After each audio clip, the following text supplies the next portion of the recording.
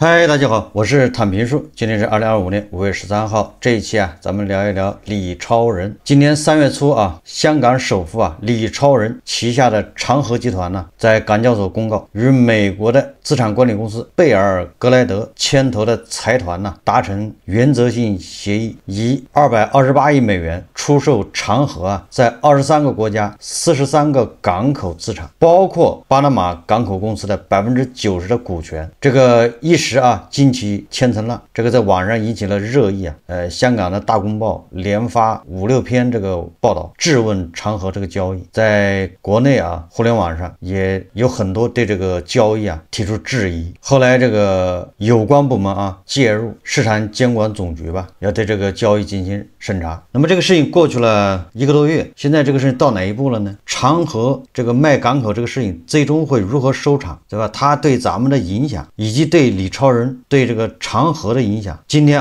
这个联合早报它一篇报道叫长和争议如何收场。这个长和集团它从1997年以来一直管理巴拿马运河上的克里斯托瓦尔港和巴尔博亚港这2个港口就是巴拿马运河的一头一尾。香港这个长和集团正式签署出售巴拿马港口的日期是4月2号，那到现在为止已经过去了1个多月了。那这笔交易目前是悬而未决，对吧？咱们的政府官员多次不点名的批评长和不顾国家利益，这个大家可以看相关报道说这个资本无国界，商人有祖国，还有下跪求饶必为中国人民所不耻。为什么聊这个事情呢？是因为星期一就5月12号晚上，长和集团主动发声明回应。他是这么说的他说原本计划在5月22日股东周年大会上讲述港口交易的情况，但鉴于近期不断有股东及媒体查询，特做出回应，说强调交易绝不可能在任何不合法或不合规的情况下进行。这个长和集团说这项交易不可能在任何不合法不合规的情况下推进，并称有关条文已在今年3月4日的公告中说明，交易的完成取决于一系列条件的达成，包括法律或监管部门的同意及批准，不存在违法或法律禁止的情况，获得公司股东的必要批准，以及最终文件中约定的其他满足适当及常规条件。也就是说，长和集团它这一次是主动回应这个外界的质疑。以前这个长和集团面对质疑它是保持沉默，那这一次他说本来是5月22号股东大会上面要对外界宣布的，那这一次呢我提前，对吧，10天宣布对外界进行回应。这个也比较巧为什么比较巧呢？不是5月12号中美双方发表联合声明吗？给人感觉贸易战似乎有所缓和。那在这种背景下，就这么巧，长和出来就港口交易进行回应，所以我们也不能说完全是那么巧合。对长和来说，是不是面临着外部环境有所变化？当前这笔交易面临变数，中国国家市场监管总局的审查还在进行中。巴拿马方面也称长和在2021年没有妥善签许，就是续签港口运营合同，还欠了政府3亿美元费用，向检方提出申诉。交易拖延，但不会简单终止，下一步会怎么发展？长和该如何为这一段几乎是公司成立以来最大争议收场？长和无意中卷入了中美角力。长和集团过去1年强调轻资产战略，港口板块在长和集团的整体收益中占比仅9%。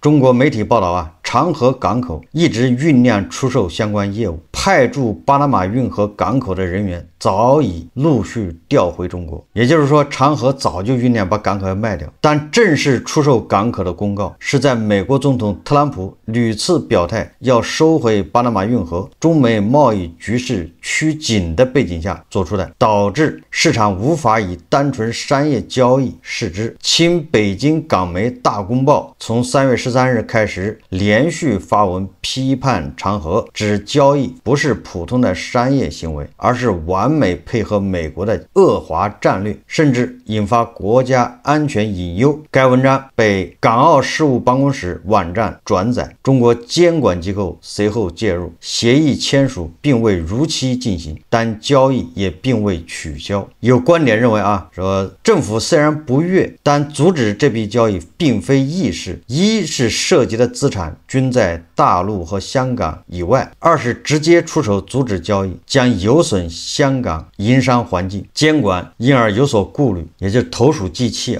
那么接下来交易要怎么进行呢？说下一步交易若继续，一种可能性是把关键的2个巴拿马港口从43个港口交易中拆出来，先推进其他41个港口资产交易。华尔街日报4月中的报道引述知情人士称，中国政府已告知长河及买家，全球港口的交易出售不太可能成为问题，不过该交易仍将面临其他国家的监管审查。也就是华尔街日报他透露的消息说政府实际上对这笔全球港口的这个出售交易不会成为问题。知情人士还称该交易的全球部分可能在3到6个月内完成，涉及巴拿马的部分可能需要长达1年时间。但是对此大公报他是持批评态度，他说这是长河利用外媒放风，分拆把戏行不通。这里面大家也知道这个一共43个港口分散在全国各地全球只有2个港口是跟巴拿马运河有关系。那么特朗普这个最关心的是巴拿马运河，那也就是说中美之间，如果你要认为是在竞争或者在角力的话，那主要是针对巴拿马运河。这个巴拿马运河为什么这么重要呢？这特朗普一再说这巴拿马运河是我们美国军队去修的，对吧？它应该是我们美国人的。他这个说的某种程度上你也不能说他说错了，就是我的记忆里面我这不一定准，大家可以自己去查一查资料，看一看相关报道。这个巴拿马运河它是几经周转，它应该最早是由法国人要修，因为大家看看那个地图就知道了，这个美洲它跟南美洲之间如果从美国的东海岸到美国的西海岸，如果走海路的话，那非常的长，要么往北半球绕半圈，要么往南半球绕半圈。但是恰恰在那个巴拿马那个地方，这个南半球这个北美洲和南美洲中间非常窄，所以这个很多这个专家那在200年前就提出要把那个凿通，这样从这个东海岸到西海岸这个就少走一大半的路但是好像是美国军舰从这个西海岸开到东海岸要好几个月，那个时候军舰也跑得不快一路上加煤刚开始是法国人要修，法国人做了勘探，法国人又是各种方案最后法国人据说差点修破产了，那个巴拿马运河都没修成，只好扔在那儿，什么设备什么机械都扔在那儿，就修不动了，没钱。最主要的南美洲那个地方好像跟那个环境还有关系，就疟疾就修巴拿马运河的人在那儿待不下去，会得病。后来这个事情搁下了后来这法国人也鸡贼，这是凭我的印象我说的不一定准有知道的可以补充一下，或者你感兴趣可以去搜这个相关的这个资料去。这个法国人好像就不停的游说美国人说这个运河修好对你美国人是最有利，实际上他就想把这个烂尾工程想打包卖给美国，这样他们好抽身也就是他们前面扔的钱没有白扔，否则他那个钱就打了水漂结果这个美国政府好像被他说动了，觉得靠谱，但是美国政府他不想白修他不想给人做嫁衣，所以他就先找那个当地政府那个政府是我把名字也忘了当时巴拿马还没有独立，是属于哪个玻利维亚还是属于哪个国家但是他们也不同意，他们提的条件高，你知道吧？这美国人贼上来先鼓动巴拿马独立，那你说巴拿马人他肯定同意所以美国他功夫不负有心人他先把巴拿马给整独立了，然后他跟巴拿马政府签协议，签什么协议呢？他不仅要修运河两岸好像10公里吧，这个美国有管辖权，这个意思就是他不光把运河拿下，运河两岸10公里的地方好像都属于美国政府去管辖，他有驻军的这个权利，要不然美国人觉得我花这么多代价把你运河修通了，最后跟我没关系，对吧？然后你巴拿马政府一换，把美国也赶走了，好，美国人如愿以偿巴拿马独立了。然后美国人为了修那运河他知道那个运河修不成是因为那个环境不行，所以美国人花了2年时间在那儿治那个蚊虫，因为他们知道疟疾的这个传播疟疾主要是蚊子，所以他们在那灭蚊就灭了2年，提高当地的这个卫生水平，这个是要花钱的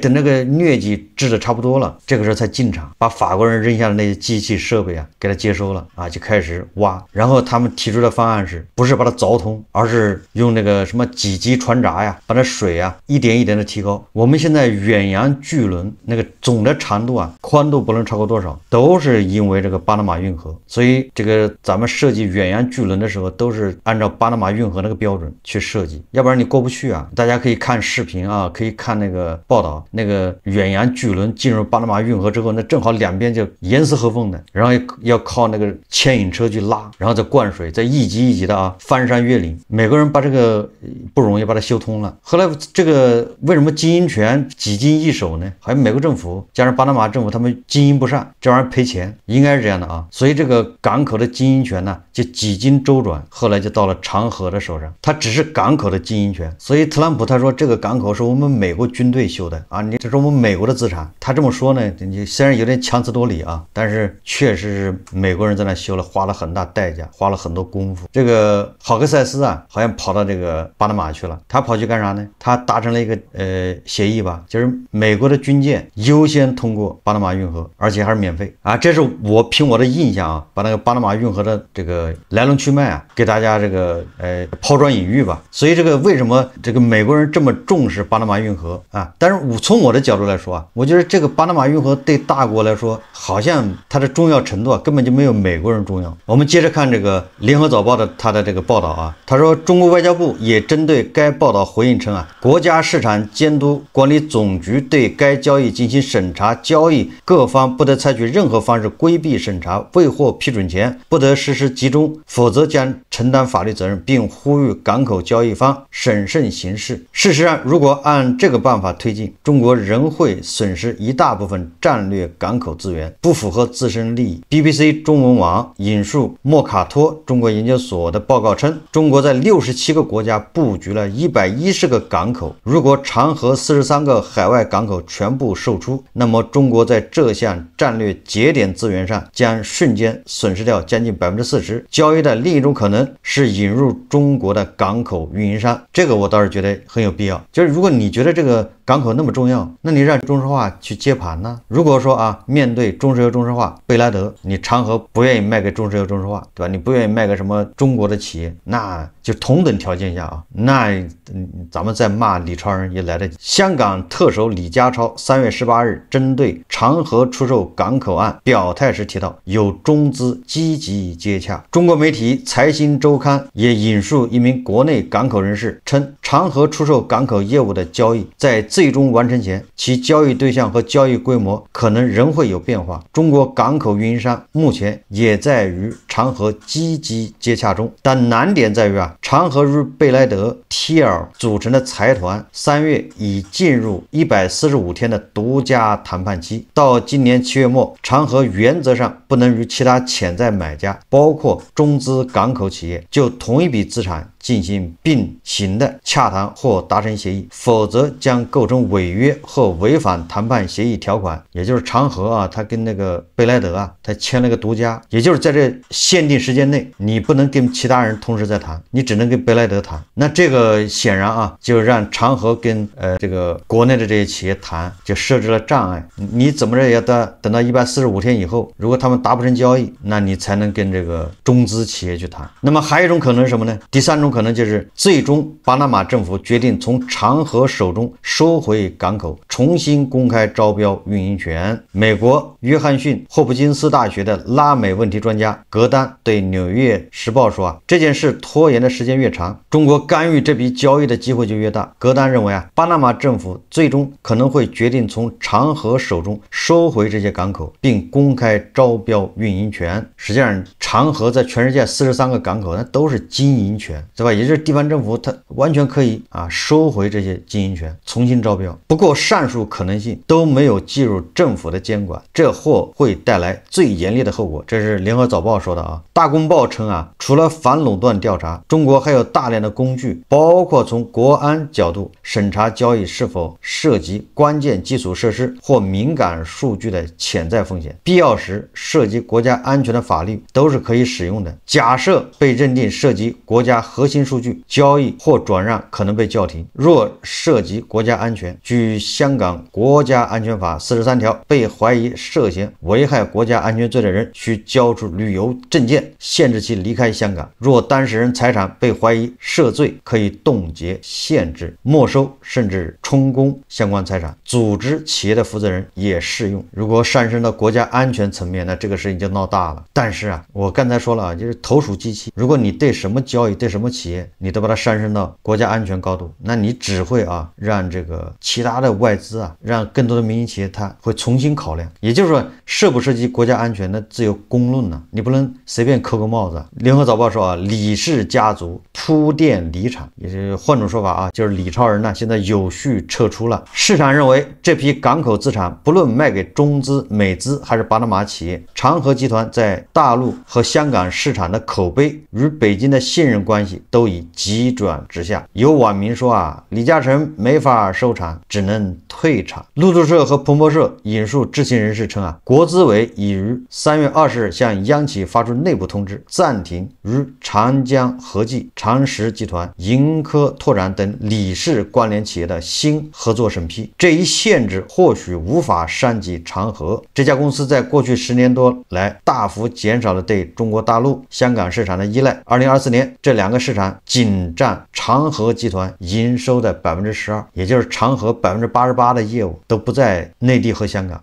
我们看它放在哪儿长和在资本市场的动作也有脱身迹象，其控股的长江基建已有逾 90% 的营收来自于欧美与澳洲市场，去年完成香港、伦敦双重上市。路透社也报道，长和正筹备将旗下环球电讯资产分拆赴伦敦上市，被视为为股份转移出香港预留机制空间。不过李嘉诚似乎也留了一手，在港口争议之际，李嘉诚次子掌管的盈科拓展放出消息，李泽楷旗下的所有业务全部独立于长和。李泽楷还在3月23日出席了在北京举行的中国发展高层论坛。这种说法还是什么意思？就是说李嘉诚两个儿子一个是绑紧这个内地，一个是要对吧，就游离于内地。也就是你看就是从李嘉诚的角度来说，鸡蛋不放在一个篮子里面，就这意思显然说李嘉诚希望将潜在的政治风险局限在长和体系，保留李泽楷及盈科拓展在中国市场的业务空间。毕竟盈科拓展目前在中国大陆任有金融、科技、媒体、电信与信息技术在内的多元布局，商人逐利，资本黎民，但与地缘政治正面碰撞，终难全身而退。如今的国际格局下，不论在北京还是华盛顿，也不论在中国还是在美国在商言商都早已是过去式。关于这个，我在以前也做过节目关于这个李超人卖港口的事情，我觉得这个可以借鉴这个英伟达，借鉴特斯拉。就是特朗普，就是美国人他怎么管控对吧？英伟达管控特斯拉的。美国政府一方面限制英伟达对吧向外出售它的这个 GPU 对吧，各种禁令。一方面你看这个他跑到沙特访问，特朗普他就带着马斯克带着英伟达去谈判。这个联合早报最后一句话说的也对，无论是中国还是美国，现在你纯粹的说在商言商，目前已经不具备了对吧？对英伟达的限制对吧？美国政府对特斯拉的限制，他不让这个人工智能在中国国内进行训练，但是中国又不愿意把数据拿出中国到美国去，你看这个不就卡在这儿了吗？所以我觉得对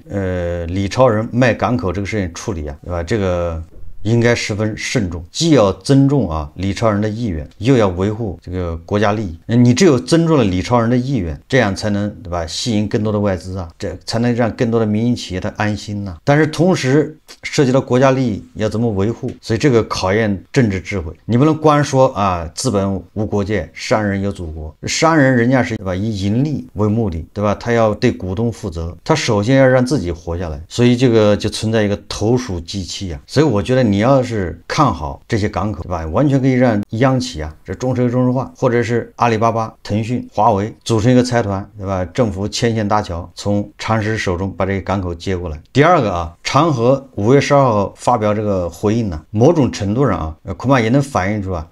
当前这个全球贸易这个局势有所缓和。我在以前节目说过李嘉诚急于卖这些港口，实际上他是现在一个最高点在这个地缘政治这个越来越这个紧张全球贸易越来越萎缩，对吧？贸易战嘛，那么他判断啊，所以在这个市场环境还不是特别糟糕的时候，赶紧把这些港口处理掉，人家不赚最后一个铜板，现在还有人接手啊，赶紧把它处置。这个体现出这个李超人对未来，对吧？全球经济的一个判断。这港口本来对他来说就不赚钱，利润很少，如果这个时候能出个好价钱把它卖掉，这个任何一个人啊，他都会这么干。那为什么现在他又出来回应呢？说明这个地缘政治啊，这个贸易环境呢，都发生了一些变化，没有以前那么冲突那么激烈，对吧？地缘政治你看俄乌之间现在也是开始和谈了，对吧？印巴搞了一下之后马上停火。贸易战呢，你看看中美之间一接触，发现原来谈的超预期，对吧？就没有以前那种剑拔弩张。所以在这种情况下，我认为长和它是缓了一口气，也就是这种紧迫性没有了，所以他在说啊，我不可能是在，对吧？这个不合法或者不合规的情况下卖这些港口，也就是说我这个卖这港口不着急了啊，慢慢审查，慢慢卖，有的是时间，你只能这么理解啊。前面就是火急火燎，赶紧出手，过了这个村就没这个店了。现在是什么意思呢？现在你看啊，这个形势缓解了，那我这可以慢慢来，对吧？让这笔交易一定合规合法，要照顾到国家利益，也要照顾到自己利益，应该这么理解啊。我们只能说啊，在这个中美竞争的这大格局下，商人也不容易啊。好，这期节目我们就聊到这里，感谢大家收看。如果喜欢我的节目，欢迎订阅转发，也可以在下方留言评论，谢谢大家。